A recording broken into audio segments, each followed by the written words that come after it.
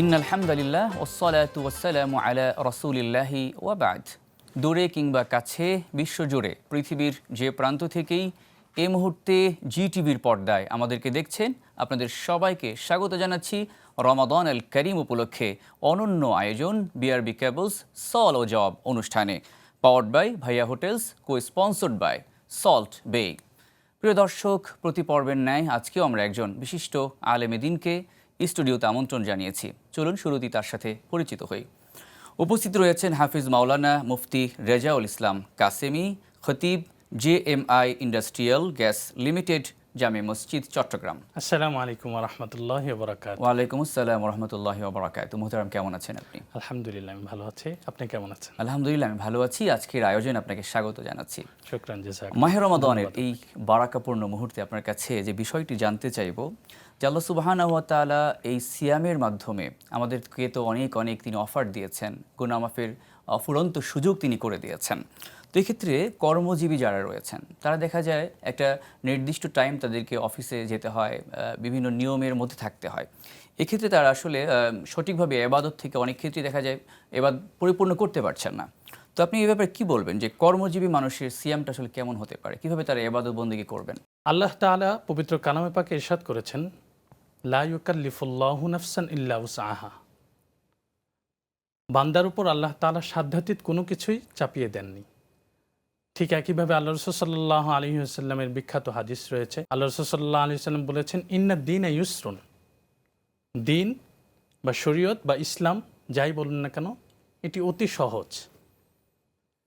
সেই হিসাবে কর্মজীবী মানুষ প্রথমেই আমাদেরকে বুঝতে হবে যে মাহে রমজান এটা আল্লাহর বান্দা হিসেবে প্রাপ্তবয়স্ক সকল নারী পুরুষের উপর ফরজ।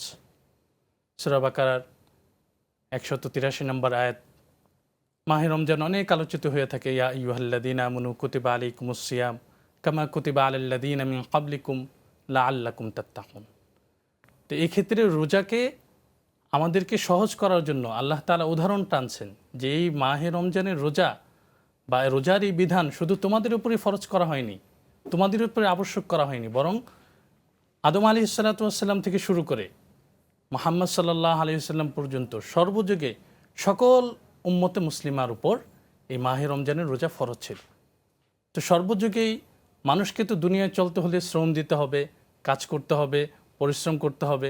তো কর্মজীবী মানুষ সবসময়ই ছিল।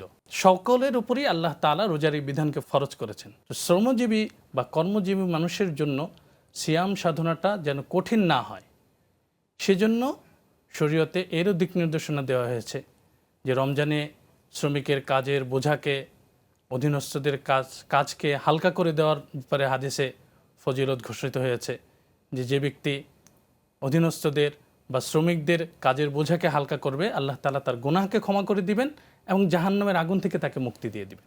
সুবহানাল্লাহ। এর চাইতে বড় পুরস্কার আর কি হতে পারে? জি, চমৎকার করে বলছিলেন। এই পর্যায়ে আমরা ছোট্ট একটা বিরতি নিতে চাই। প্রিয় দর্শক, এবার যেতে চাই ছোট্ট একটা বিরতিতে। ফিরছি খুব শীঘ্রই, আমাদের সাথেই থাকবেন। সুপ্রিয় দর্শক, ফিরে এলাম বিরতির পর। আপনারা দেখছেন জি টিভির মাহে রমাদানের অনন্য আয়োজন বিআরবি কেবলস নিবেদিত সওয়াল ও জবাব, powered by Bhaiya Hotels, co sponsored by Salt বে।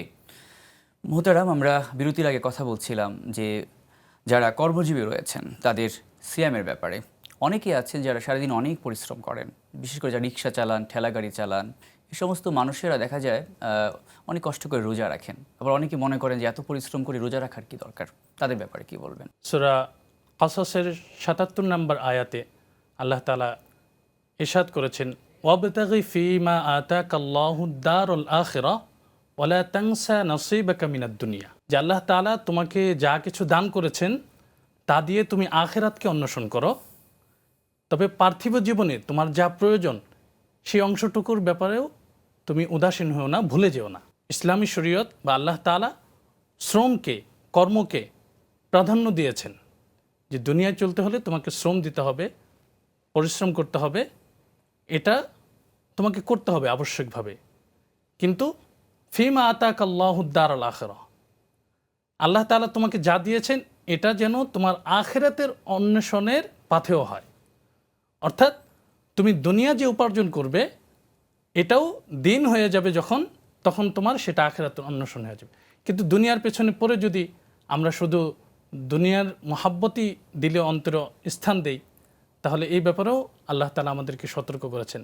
তাহলে মানে অধিক পরিশ্রমের অজুহাত দিয়ে রোজা থেকে বিরত থাকার কোনো সুযোগ নেই। কোনো সুযোগ নেই। এই ব্যাপারে সূরা আলার মধ্যে আছে বাল তুসিরুনাল হায়াতাদ দুনিয়া, যে আখিরাতের জীবন চিরস্থায়ী, সেখানে তোমাদের যেতে হবে এবং একটি জীবন তোমাদের শুরু হবে আর শেষ নেই, এটা তোমরা জানা সত্ত্বেও দুনিয়ার ধোকায় পড়ে তোমরা দুনিয়ার পেছনে সময়কে ব্যয় করে দিচ্ছ, দুনিয়াকেই প্রাধান্য দিচ্ছ।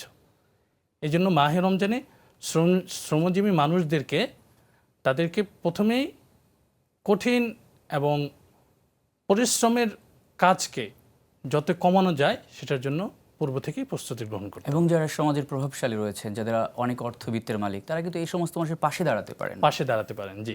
জি। এই সমস্ত মানুষদের পাশে দাঁড়ানোর ব্যাপারেও হাদিসে এবং কোরআনে অনেক উদ্বুদ্ধ করা হয়েছে। মান ফাত্তারা সাইমান ফালাহু মিসলু আজরি, জি। যে একজন রোজাদারকে ইফতার করাবে, সে ওই কবুল রোজার সওয়াব পরিমাণ সে নেকি পেয়ে যাবে। সুবহানাল্লাহ। জি জি। মোহতারাম, আপনাকে অসংখ্য ধন্যবাদ জানাচ্ছি আজকের এই আয়োজনে সামিল হওয়ার জন্য এবং অত্যন্ত গুরুত্বপূর্ণ আলোচনা পেশ করবার জন্য। প্রিয় দর্শক, সময় বলে দিচ্ছে আজকের মতো বিদায় নিতেই হবে। পবিত্র মাহে রমাদান কাটুক ইবাদত বন্দিগির মধ্য দিয়ে। আপনারা দেখছিলেন বিআরবি কেবলস নিবেদিত সওয়াল ও জবাব, powered by Bhaiya Hotels, co sponsored by Salt Bay. আজকের মতো বিদায় নিচ্ছি, তবে ইনশাআল্লাহ আগামীকাল ঠিক একই সময় আপনাদের প্রিয় চ্যানেল জিটিভির পর্দায় দেখা হচ্ছে। আসসালামু আলাইকুম ওয়া রাহমাতুল্লাহি ওয়া বারাকাতুহু।